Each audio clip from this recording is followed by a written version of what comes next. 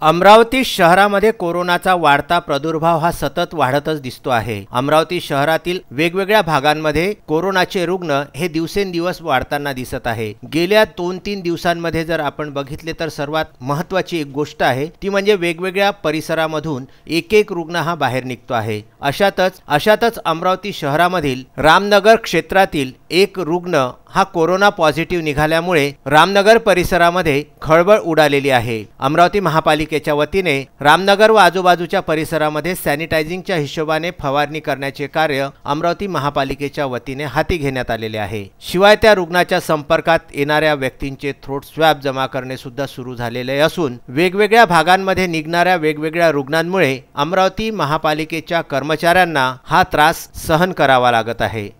कोरोनापासून बचाव होण्याकरता आपल्या अमरावती महानगरपालिकेचे आमच्या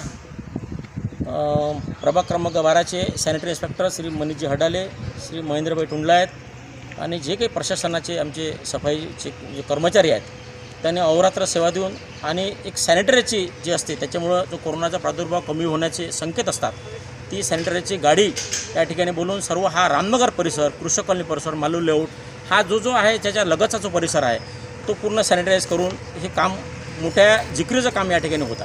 विदर्भ न्यूज ब्युरो, अमरावती।